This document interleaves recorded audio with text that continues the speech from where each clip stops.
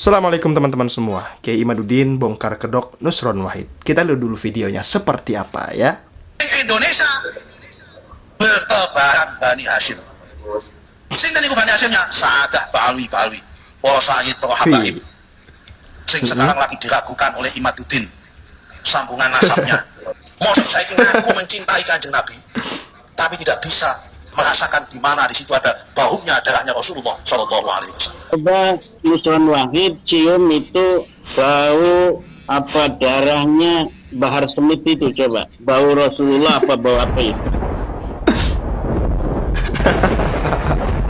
Panas teman-teman, Tadi panas nih ya. ada apa namanya energi negatif yang masuk ke frekuensi kita gitu ya, karena memang kita sedang bicara tentang getaran-getaran bau-bau gitu, jadi salah frekuensi, salah mencium itu akan mengakibatkan salah dalam mengambil kesimpulan. Itulah Pak Nusron Wahid, murid utama dari Lutfi bin Yahya Pekalongan, pemalsu sejarah NU, pembelok sejarah NU, pemalsu mata. Tidak heran Nusron Wahid ini membela Balawi, karena sejak awal dialah yang membela Balawi, memberikan kucuran dana untuk membayar Rumel Abbas untuk mencari dalil membela terputusnya nasab Balawi, dan sampai sekarang tidak bisa. Ratusan juta mungkin itu sudah digelontorkan, ternyata yang dibayar tidak bisa membela. Akhirnya untuk mencari data itu tidak bisa walau dengan ratusan juta. Ya, bagaimana caranya masih membela tuannya? Maka Nusron Wahid ini kemudian sekarang pakai jurus kedua, yaitu jurus nyium-nyium bau. Jadi begini, dia mau bikin sebuah pembeda nanti, at-tafriq baina man amana bi Ba'alawi wa man lam yu'min bi Ba'alawi annahu yashummu raihatan nabi fi badani. Jadi nanti dia akan bikin kepada pikiran alam bawah sadar masyarakat, orang-orang yang tidak mempercayai Balawi berarti tidak bisa mencium bau Rasulullah yang ada di Balawi. Coba Nusron Wahid cium itu bau darahnya Bahar Smith itu, coba bau Rasulullah apa bau apa itu. Karena wahai Nusron Wahid, kalau Anda mungkin bertemu dengan seorang Balawi yang menurut Anda benar, kemudian dengan itu Anda membenarkan nasabnya, maka berarti dengan membenarkan juz, Anda juga membenarkan kul. Anda juga membenarkan Balawi yang nyolong motor pakai sarung di Bekasi, Balawi yang begal di Kalimantan, Balawi yang merkosa di Madura, Balawi yang ngerebut istri orang itu di Cilacap, Balawi di bin Yahya itu di majelis dia ganyang istri orang. Berarti Anda juga Nusron Wahid membenarkan mereka semua sebagai cucu Nabi. Na'udzubillah summa na'udzubillah min dalik. Betapa beratnya dosa Anda nanti di hadapan Rasulullah Muhammad SAW. Nusron Wahid, jika Anda tidak bertobat kepada Allah Subhanahu wa Ta'ala, Anda membenarkan, Anda membela nasab-nasab palsu yang mengikatkan diri pada Rasulullah, wa Rasulullah sallallahu alaihi wasallam dari Allah dan Rasulnya tidak ada kaitan itu Rasulullah dengan orang-orang semacam Balawi ini. Dan ini akan sangat berat sekali pertanggungan jawab orang Nusron Wahid nanti, karena dia mempunyai peran di dalam melanggengkan kedustaan pengakuan Balawi sebagai cucu Nabi itu.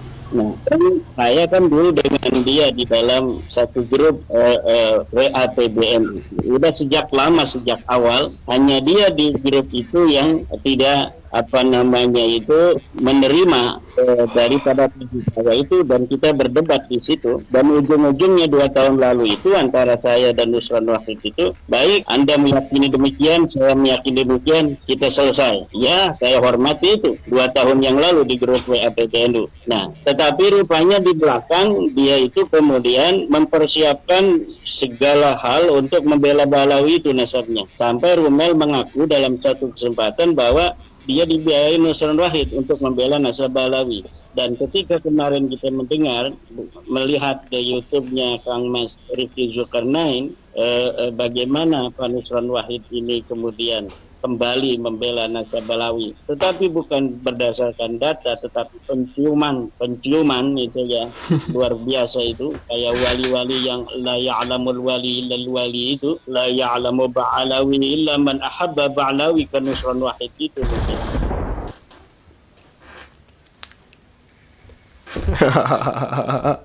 Panas sekali debat antara Imaduddin dan Nusron Wahid. Yang mana ya Nusron Wahid jelas bela gurunya beliau ya Habib Lutfi bin Yahya, yang dikatakan Imaduddin sebagai pemalsu sejarah dan pemalsu makam-makam. Faktanya Imaduddin lah yang flying victim di sini teman-teman semua.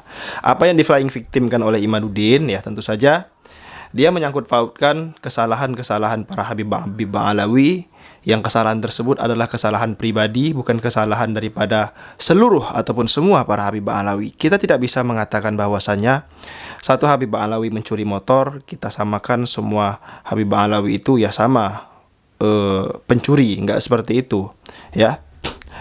Satu orang Habib Alawi melakukan tindakan yang tidak baik, ya kita nggak bisa ngecap semua Habib Alawi itu tidak baik.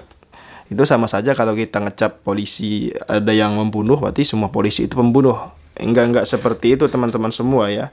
Enggak bisa seperti itu tanggapan kita. Kita harus bijaksana dalam kedewasaan menanggapi hal-hal receh seperti ini. Imaduddin, kalau gua lihat kehabisan argumen sehingga dia menyerang pribadi daripada semua Habib Alawi ya. Masa kalian percaya nasab para Habib Alawi, sedangkan para Habib Alawi itu waktu di daerah ini Habib Alawi ini mencuri, kemudian ada Habib di sini melakukan perselingkuhan dengan istri orang, kan nauzubillah min dzalik. Itu kan kesalahan pribadi daripada oknum para Habib Alawi ya, bukan semuanya. Nggak bisa dikatakan semua Habib Alawi itu melakukan kemaksiatan, nggak bisa seperti itu Imaduddin. Kalau kita mau menilai fair to fair ya, bahwasanya kalau ada satu kiai yang misalnya memerkosa santriwati ya, berarti kita anggap semua kiai itu pemerkosa. Nggak bisa seperti itu Imaduddin. Di sini gue melihat Imaduddin Al-Kaburi, Imaduddin bin Sarman, orang yang tidak dewasa teman-teman, orang yang belum memiliki kedewasaan, berpikir ya. Jadi dia menolak ukur para Habib Alawi itu. Kalau ada satu Habib Alawi yang melakukan kesalahan, berarti dia mengecap semua Habib Alawi itu nasabnya terputus karena tidak sesuai dengan akhlak dan perilaku mereka. Faktanya nggak semua Habib Alawi kelakuannya sama dengan satu orang Habib Alawi, nggak semua, nggak sama Imaduddin. Jadi buat Imaduddin belajar lagi dalam kedewasaan, dalam kebijaksanaan. Jangan suuzon, jangan menilai satu orang yang salah kemudian Anda cap semua keluarganya salah. Nggak bisa seperti itu Imaduddin. Kalau Anda hidup seperti itu, Anda hiduplah di Korea Utara saja. Kenapa?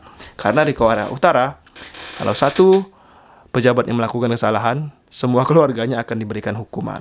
Nah, kalau Anda ingin hidup seperti itu, hiduplah di Korea Utara. Wahai Kang Imaduddin Al-Kaburi bin Sarman, sang pembatal nasab orang lain, pembatal nasab para Habib Alawi, pembegal nasab para Sadah Alawi, teman-teman semua.